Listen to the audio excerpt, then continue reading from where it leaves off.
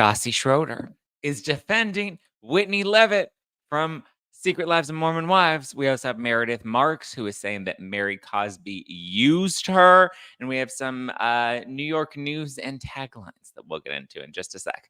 I hope you're ready for it. Let's dive in.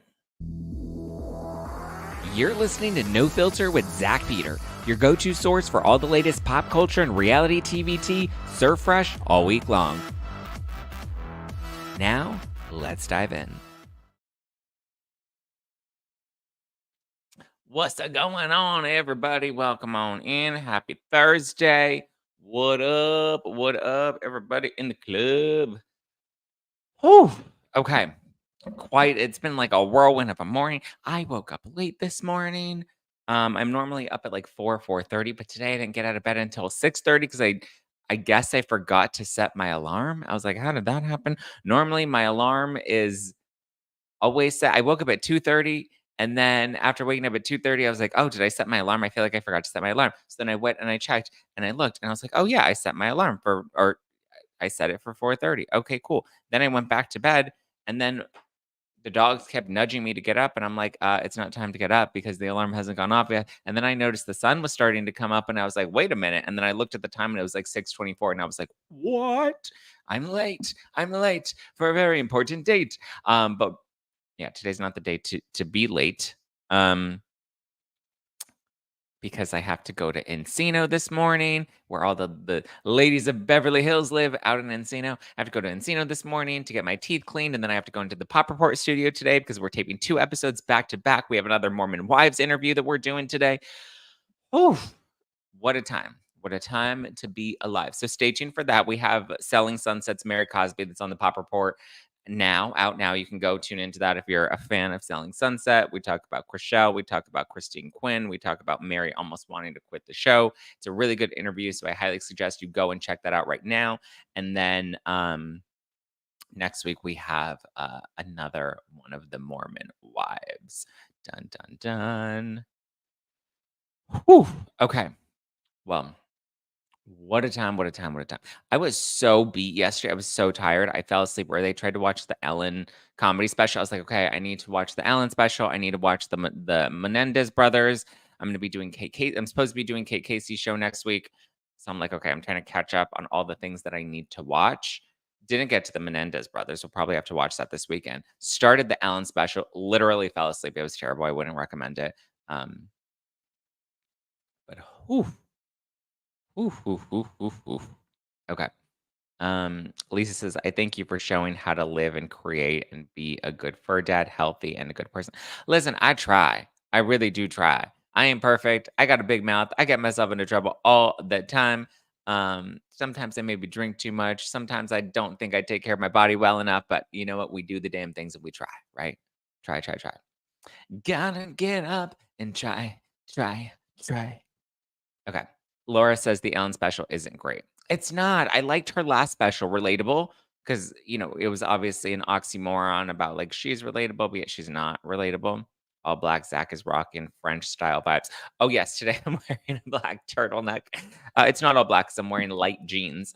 But I'm rocking the black turtleneck today because I was going to wear another shirt. And then I realized, that shirt hasn't been washed. And then I was like, shit. And then I needed to iron and I was running late. And I was like, okay, well, this doesn't need to be ironed. This is already right. Like, this is just what we're going to have to wear today. So, yeah.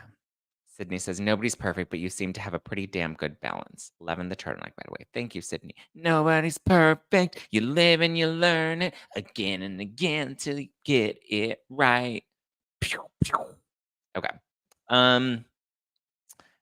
Let's dive into all the topics. The special is too soon from cancellation. The Ellen Netflix special. Yeah, I agree. I think it was too soon from cancellation, number 1. Sorry, we're supposed to talk about this on the Pop Report today, but I'm feeling inspired, and I'm gonna talk about it now. I agree. That's actually a really good point. I think it is too close to the cancellation, number 1. And number 2, I just didn't like that her reasoning behind the cancellation, like, there was no accountability, right? At least from what I saw. Like I said, I fell asleep through a good chunk of it, and even it, like, really did not hold my attention. I had a little bit of wine. My body was really sore from the last couple of days of workouts. And so I was just like, I can't, this isn't keeping my focus, right? And so I didn't like that basically her reasoning for why she was canceled and why she was considered difficult or, created a toxic work environment, which, I think we throw those terms around too loosely already. So going into it, I was like, okay, let's see. I was really willing to give Alan the benefit of the doubt. And I know like Donna Bowling was on the podcast yesterday and she doesn't like Alan because of Alan's association to Diddy. And then we were like, oh yeah, and then there are all these crazy conspiracy theories about Ellen. However, what I will say is her reasoning was basically, well, I'm just a strong woman. And I'm like, that's not it." It was like, that is not it. Because, sometimes women are like, if I'm assertive, then I'm considered a bitch. And I agree with that. Women need to be assertive without necessarily being a bitch, right? Like women can hold their own, they can set their boundaries. I think women are incredibly strong leaders. I was raised by women. The men in my life weren't that great, right? They weren't rock star role models, okay? So the women have always been the people that I've looked up to. So when I hear and I do agree, there are times where, there like Shannon Doherty. Yes, I'm sure there were attributes of her that could be a little bitchy or she was very strong, but like she was somebody that's a very strong person. And I think she was too often labeled a bitch. Maybe she was a bit difficult, sure, but that's just her personality. She was a strong Shannon Doherty, Kristen Cavallari. I've talked about these people in the past and how, we saw them through a different lens because at that point we didn't want women to be strong and empowered and to stand up for themselves. That's not to say that they probably weren't also difficult at times, but men can be difficult at times, right? And they don't often get associated with these negative terms, right? That connotation isn't necessarily there for men.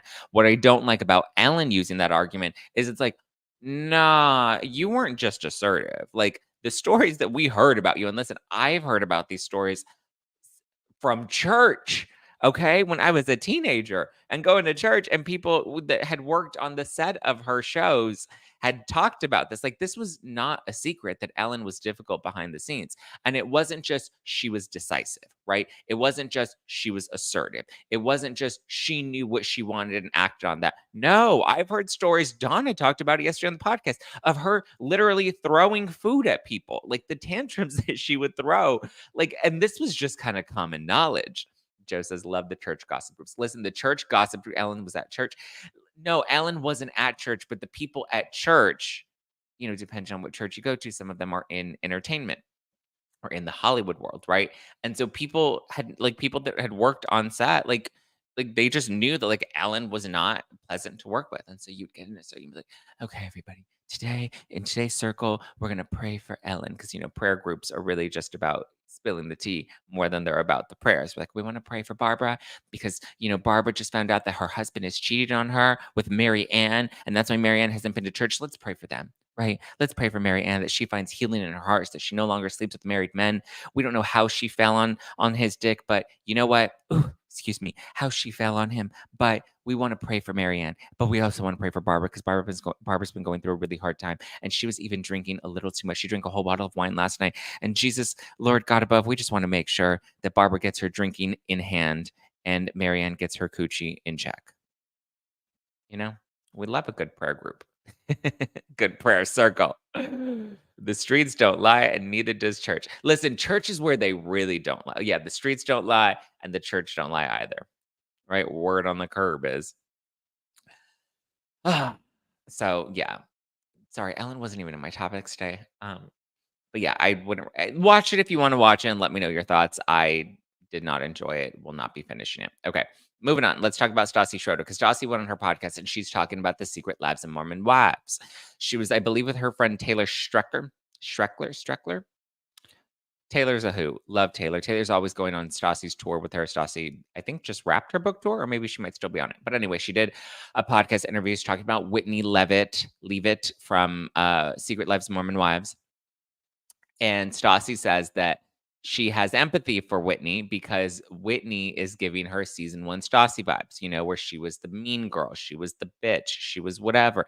And she kind of got like the raw edit of like looking like a brat. And, Stassi's like, but that wasn't entirely me. I was just kind of on the outs with the group, and the group wasn't really having me, yada, yada, yada. Right. And so Taylor gets back or kind of claps back at Stassi, and Stassi makes it clear that she hasn't finished watching the show. She's only seen the first couple of episodes. And so Taylor jumps in and she's like, yes, I get it. And I hear you talking about season one Stassi in comparison to Whitney. But even season one, Stassi had a level of self awareness that Whitney clearly does not. Right. So Stassi kind of defends Whitney, and then I'm surprised I didn't pick up on this, but again, when I watched the show, it was like a 48-hour binge because I had to watch it and come up with questions for my interview with Whitney and Macy. So I didn't really watch. Even now, I'm kind of like, I need to like rewatch the show in its entirety and like maybe take a weekend to binge it and like really digest it because I haven't seen it in weeks, but I know everyone's talking about it. And there are even things that people talk about in reference now where I'm like, I don't really remember that. Or yeah, I do kind of remember that, but I didn't really think much about it. But so there's a scene in the show where where Whitney is talking to, I believe it was her sister and her mom about the vibrator campaign that she wanted to do and whether or not she should do it. And, the money was good, but does she want to actually promote that on her Instagram? Yada, yada, yada. I'm the bitch that's like, listen, 20K? Let's go. Hi guys, this vibrator is the best vibrator you ever gonna use. I'll I will use it. I will enjoy it. Well, yeah. And I will pimp it out, right? If I like it and you want to give me some good money behind it, I'm like, yes.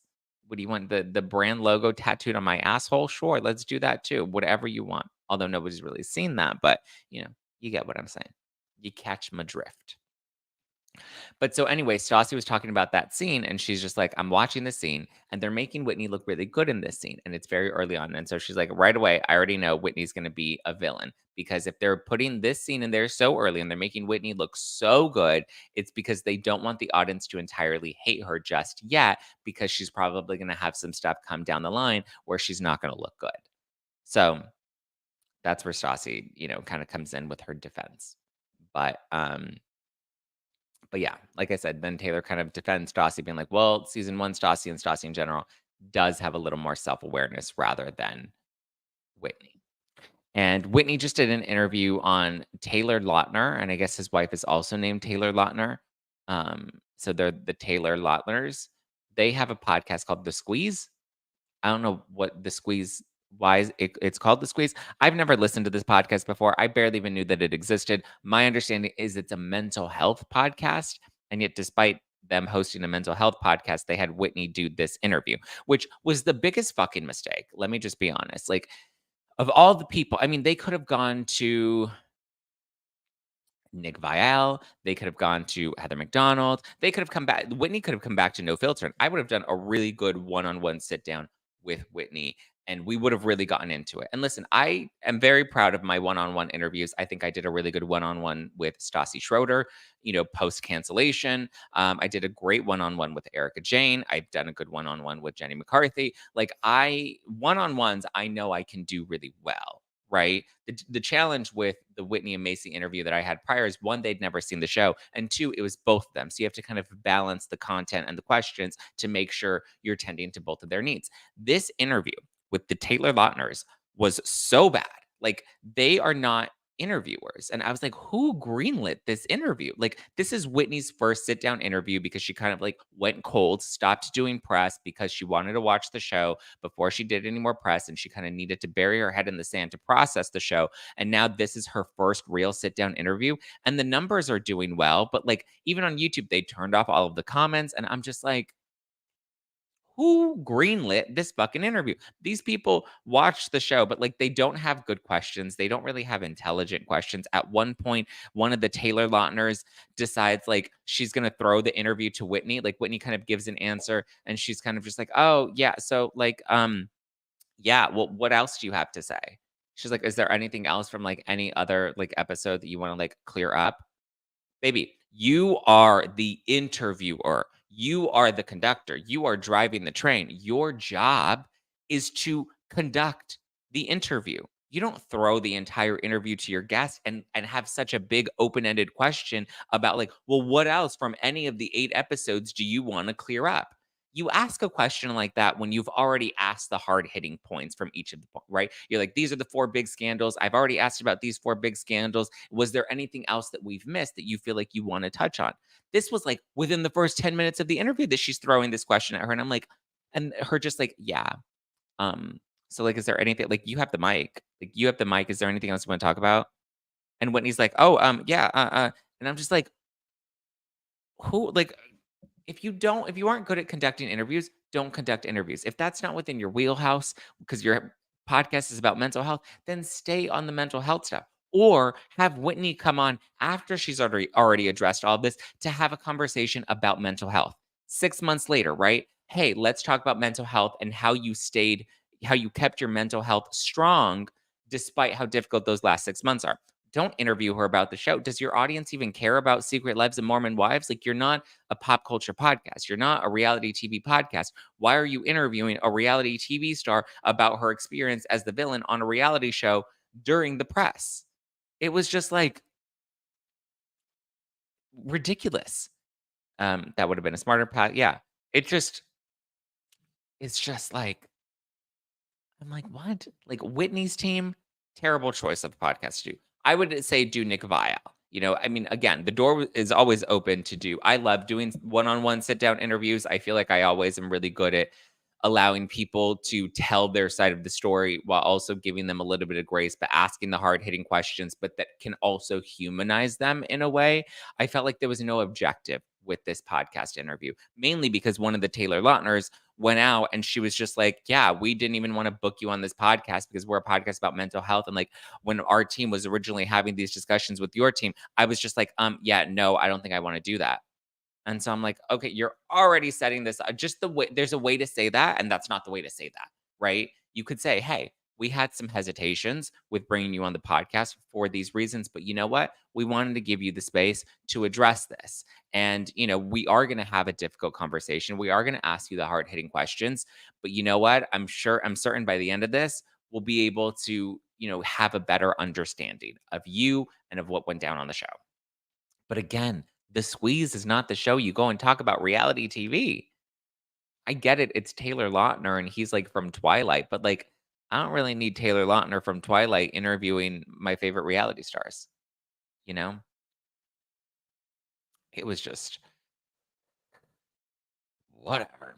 I haven't finished it yet. I was listening to it. Whitney gives good answers. It's just the Taylor Lautners are not good interviewers, you know? And listen, that's not to knock them. I think everybody, should have the opportunity to create a podcast and do their thing and whatever. More power to you if you can do it and do it well. My issue is a lot of reality stars or actors have a very quick, cheap, easy audience because they have a built-in audience already from like a film series like Twilight, that like people are naturally just going to listen to them for that, So give the people what they want, right? I don't know. Maybe it was intentional since she probably doesn't want to answer the tough questions. No, I don't think it was that. I think they thought, oh, well, this will be a better approach because it's about mental health, that it's not going to be gossipy. It's not going to be salacious. Like it's going to be, a better interview. But listen, I'm pretty sure there was a better mental health podcast that they could have done. That maybe I think Nick Viall's probably would have been the better option, right? Because Nick touches on relationships and mental health and on pop culture. I do think it's a little um I don't know, I feel like sometimes he doesn't really care about the pop culture topics as much as he cares more about talking about, like, the relationships, and he obviously wrote a book about relationships, comes from the Bachelor franchise, whatever. Um, but listen, he's carving out that niche for himself and, even maybe not skinny, not fat. I don't know if she's interviewed any of them, but, like, she's, great at doing one-on-one interviews that's also very pop culture but that also has, a depth to her interviews that I think is done really well. There were options. So, yeah, it was a terrible interview. I mean, the interview was fine. It was the hosts were not great at interviewing, you know? Uh, Russ says 2 T's because Eddie would ask the shady questions, but I think that's what they didn't want, right? That's what Whitney's team didn't want was to be asked the shady questions. They wanted to have a mature interview, which I don't know if that was necessarily the right approach. Okay, Meredith Marks is saying that she thinks Mary Cosby is using her.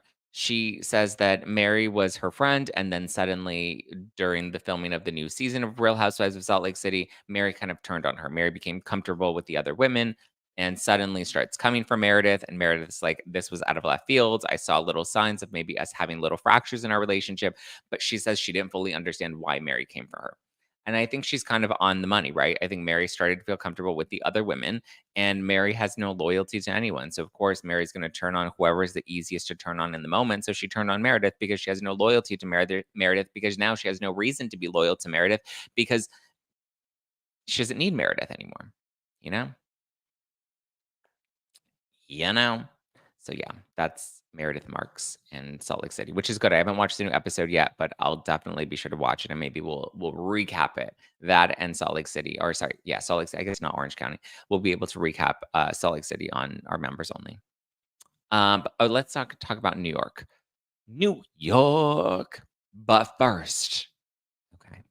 It's back to school season, and you know that what that means. Guys, that means your teens are probably getting a little angsty. Angsty teens. It's back to school season, which means it's angsty teen season. But don't worry, because I've got the secret weapon that is going to keep you covered this fall. And that is Raise, Rayz, Raise by Bioray, for teens who want to feel good. I've been taking Bioray supplements for over a decade now. If you've come to any of my live shows or you've seen some of my social content, you know I'm always taking Bioray tinctures, right? They have the droppers. I put them in my water. I put them in my coffee. Sometimes I put them in some wine. A little good. They have these yummy Prosecco tonics. Delicious, right? Bioray is a science-backed staple in my family. They use expertly formulated Chinese herbal and adaptogenic blended tinctures, which are so easy and so functional because you can just drop them into whatever. So if your teen is on a sugar rampage, or maybe they're stuck in cranky mode because they're trying to get back on track with their schedule, I would highly suggest trying Life is Peachy. Their Life is Peachy drops are perfection. When I want to make sure I'm not a nightmare in studio, because I want to make sure I'm good and balanced, I like my Life is Peachy drops. Trouble sleeping at night, you can try their Dream Machine drops. Or if you need help keeping them focused throughout the day, definitely get some thinking cap drops. My personal favorite, right? Navigates all the tabs that are open in my brain when I have to go from one show to the next show. I'm taping or interviewing, whatever it is. That way, I'm not like one of the Taylor Lautners. I like to make sure I have my thinking cap on. So definitely try the thinking cap drops, because those are good, and they're flavored. They're yummy. So whatever you need, Raised by Bioray has you covered. And even better, they have a back to school special that is this week only, you guys. This week only, 15% off, automatic, great for the whole family. Go check out Bioray. You automatically get 15% off until Monday the 30th, okay? Till Monday the 30th, this week only. Bioray.com. You can use code ZACK, ZACK, and you'll also get free shipping. So that's automatic 15% off plus free shipping right now at Bioray.com. That's code ZACK, ZACK, at Bioray, BIORAY.com right now. Score that 15% off and free shipping. Your teens will thank you. I'll thank you because you're going to thank me, and we're just going to love it. Okay. Okay. Let's see. Let's talk New York. So Rebecca Minkoff is out here doing interviews. Good for her. I don't know what role she's gonna have in the new season of Real Housewives of New York. I heard that her role has been like really diminished because she didn't really want to talk about the Scientology stuff, which is all obviously what people were interested in hearing from her when she was announced to be joining the show, but it doesn't appear she's going to be talking about that very much. Kind of shuts down those conversations from what we've seen in the trailer. But she's doing press, and I guess she wanted to have a fake fight with Jenna Lyons. She said this in an interview. I think it was to the Decider. Um, and she talks about how she wanted to have a fake fight over fashion with Jenna Lyons, but like Jenna Lyons doesn't fake fight. Jenna Lyons doesn't fight at all. Like, Jenna Lyons is truly the antithesis of housewives. She's frankly not a very good housewife. I've said that from the very beginning, from the very start of the reboot, to predicting that she probably wouldn't come back for a second season. I didn't think she wanted to come back for a second season. Bravo had to really sweeten the deal in order to make her come back, right?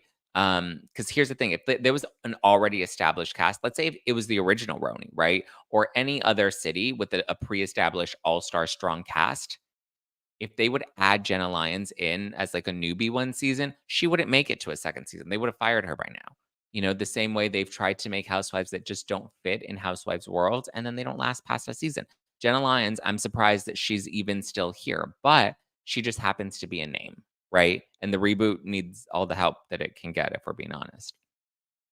So Jenna Lyons is not the one you want to pick a fight with, let alone a fake fight. Like, she's not going to do that. She doesn't care. She's not that into housewives. But Rebecca Minkoff told Decider that she wanted to create a fake fight over who's got the better fashion.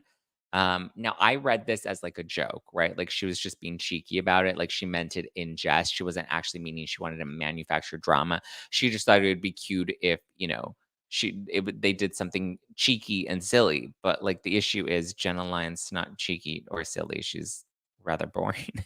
So, um, yeah. Jenna Lyons was not gonna do that. I think if Jenna Lyons is willing to lean into Housewives a little bit more, she probably could have, done something interesting. I know a lot of people are gonna be like, "That's what I love about Jenna Lyons is that she isn't fake and she's not gonna fake drama. She's not gonna do the fake housewives thing. I like a housewife that's real." No, you don't. No, you don't. Don't lie to yourself. You don't. You like a housewife that entertains you. And guess what? Jenna Lyons may be kind of fascinating. She may be a little interesting because she's a little quirky and different.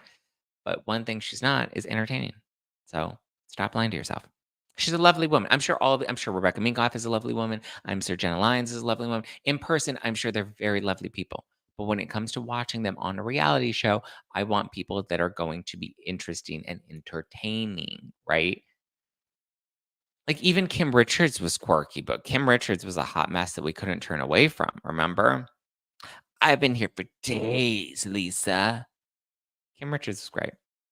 Great, great, great, great, great. Mm, mm, mm, mm, mm. Get it, girl, get it, girl. To the front, to the right, to the back, girl. It's your nut. I know he thinks he's fine and stuff, but does he know how to wind you up? Mm, mm, mm, mm, mm. Ooh, Crispy Tree says, Zach, I'm supposed to be giving my back to school kids supplements. I guess Flintstone vitamins are out of style now. Flintstone vitamins should have never been in style because those were not real like vitamins. They were like coated in sugar.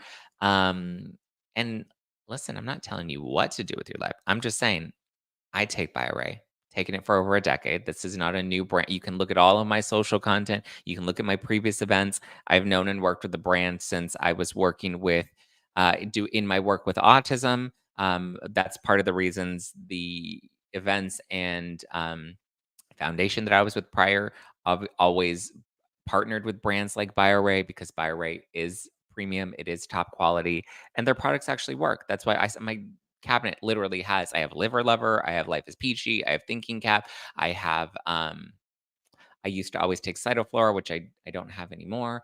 Red Rooster, great for working out. Lady Passion, not one that I took, but I remember at my birthday last year, we did cocktails with Lady Passion in it. We called it Give Them Lala because it's going to make you feel a little, good. So yeah, I mean, I'm not saying you're supposed to be giving your kids supplements, but if you want to, I mean, listen, they're here, they're available. I'm going to share if I'm using things that I like and that I work, I always share them just like I always share my opinions, what to watch, what not to watch, what I'm wearing, what I'm using, what I put on my body, what I put on my face, what I put in my hair, all of that stuff. I've always shared that. I'm not telling you you have to give your kids supplements. Um Personally, I don't think Flintstone supplements are the best quality. I have other brands that I like. I'm here to share them with you. It's not to tell you what to do, it's just to give you info that I find helpful. So sorry if you're offended by that, but you know, I just am here to provide information that I find helpful. You know, I like them. Uh, Oh, well, there's a lot to learn. Remember when Tati Brooks came out? Yes, listen, there are a lot of low quality vitamins that are out there. I like to do my research. I work with brands. I like them, the ones that I do work with. So, yeah, I'm not here to debate vitamins or supplements. I'm here to give you access to things that I like and that I think work. Wanda said, I'm so jelly to you who can take all the herbs and gummies and stuff. Here, everything is illegal. Oh, where are you at, Wanda? Not Oh, yeah, the regulations can be tough sometimes. Pamela says, "Thank you for your work with autism, Zach. Love, you're a sister of a brother with Asperger's here." Well, thank you, Pamela. I appreciate that. I appreciate that. Sending you more love, love, love, love. Ah. Brittany says, uh, aren't the ones you're promoting from teenagers? Plus, teenagers shouldn't be taking. Why shouldn't teenagers be taking vitamins? Listen, you guys don't have to take them. I don't understand why this has become such a take them or don't take them. I recommend them. I like them. I give them to my brother. My brother has been taking Bioray supplements for many, many years since he was a kid. They have a kids line, they have a teens line, they have an adults line, they have high-end lines. Do what works for you. I've always said that. I've been a big health advocate for a very long time. Our food, our soil, a lot of things are depleted of nutrition, especially when you factor in what people, what kids, what teens are even eating today. I'm sorry, but somebody that's eating, sugary cereal for breakfast and Lunchables for lunch and, processed meals for dinner, they're not going to have a lot of nutrition in their food, which is where you're going to get most of those nutrition. So supplementing that could be helpful, you know? That's all I'm saying. Crispy Treat says teenagers probably could use vitamins. They don't eat very healthy. I will admit that. See, there we go. We found something that we can connect on. um, People are acting like these are illegal drugs. Yeah, I'm very confused as to why it's so controversial to take a supplement. People that need to listen. Actually, y'all need to take the what is it? Life is Peachy drops. Y'all need to go to bioray.com and get you some Life is Peachy drops because you're a little angsty today. Maybe it's not the teens that need these. Um, but some of you need some Life is Peachy drops. That's what I need. When I know I'm being like, a raging bitch sometimes, I'm like, "Okay, let me take some I'm gonna need to take some after this." Darlene says vitamins are crucial to a child's development, especially when they become teenagers. Thank you. See, I'm like, these aren't like, you know, crazy concepts. Again, I've known and used this brand for well over a decade. I trust them. I've done a number of events with them. I wouldn't be sharing them with you if I thought that there was anything that was not going to work for them, you know? Okay. Um, we do have the Real Housewives of New York taglines. Maybe we'll talk about that. I also saw Alexis Bellino, which I've been adding into my notes. Every day, and I don't really talk about Alexis Bellino was like on I'm tired of talking about her. She was complaining about getting a bad edit on Real Housewives of Orange County. She had a whole, like, Instagram post about it, and I'm just like, "Girl, you're not helping yourself," you know? You're not doing yourself any favors. So, she's just, like, doing the damn thing, trying to, like, win over the audience, and yet she keeps losing them. Okay, we'll end with this. These are the Real Housewives of New York taglines. First up, we have Jezel, and Jezel says, I'm not up and coming. I'm already there. Cute, on brand with her comments last season. Fine. Aaron's tagline is in the cocktail of life, a New Yorker is never shaken nor stirred. Not my favorite. Um, I feel like we've had a lot of these. Kara, when she's like in the what was it? In the election of friend in the something the election of friend the politics of friendship. Um, I always win the popular vote. It's just a little too on the nose. Sai says, I may be hungry, but at least I'm not thirsty. Cute, fine. Uba says, love looks good on me, but darling, what doesn't? I kind of like this one. I like Uba. I like, she's kind of got that je ne sais quoi. She's got that poise, but like, she's got a little like bite to her too that I like. Bryn says, why date their dad when you can be mother? When you can just be mother? Not my favorite. Jenna says, not everyone can be Jenna fucking Lyons, but they can try. I kind of, even though I'm not a big Jenna fan, I do kind of like that. I like that she has a little more confidence. I like that she's a little more, mm, you know, she's giving us a little more this season, which I'm enjoying. And then we have Raquel. Just like a painting, you'll need a couple of looks to figure me out. I already am not a fan of this Raquel. I mean, maybe it's because the last Raquel, was very distasteful, but I don't know. I'm not looking forward to Raquel. It's a ripoff of Denise fucking Richards. Yeah. And listen, Denise Richards and Jenna Lyons, big difference. I will say Denise Richards, much more of an icon than Jenna fucking Lyons. Um, So yeah, I mean, they're fine. I would say they're good. Some of them are better than others. Um, I don't even know if I'm gonna watch New York this season, to be honest with you. I might give it a shot, but I'm just not that interested in the reboot. It's not that exciting to me. So yeah, that's all I have for you guys. I have to run to a dentist appointment. I have to go get my teeth cleaned. Um, but thank you so much. I appreciate you. Love you. Um, hope you have a great day. Hope you go stock up on some Bioray, if anything, just to, get some Life is Peachy because some of you need to clear some of that angst out. But I love you guys. I appreciate you guys. I hope you have a great weekend, great rest of your day. Yes, Mallory, we will have a members only this afternoon. I'm going to be running around all day today and doing a lot of taping, so I will try to get back at a reasonable time so that we can do a good members only. Danny says, I felt like I never saw you more miserable than when you watched the last season. It was just not a good season. New York is not good. I'm sorry. But all right, guys, I love you. I appreciate you. I do have to run 'cause I'm already behind. But yes, have a wonderful rest of your evening. If you're not joining members only, have a great weekend. Excuse me. I will talk to you all very, very soon. Sending you all love, love, love in the club. Love in the club. Get it, get it, get it. Okay. Have a good one, guys. Follow me at Just Plain Zach. Follow the podcast at No Filter with Zach. Be sure to tune into the Pop Report. Like I said, Mormon Wives interview dropping next week. Mary Bonet from Sally and Sunset interview is out now. We have a new episode that'll drop tomorrow. So if you're having a no filter fix that you need to fill, go and check out Friday's episode of the Pop Report. Subscribe, comment, leave a review, all the things. I love you. I appreciate you. I'm going to have to do some review shout outs soon. So be sure to leave one so I can give you a shout out on the show next week. All right. Bye, guys. Talk to you later. Ciao for now.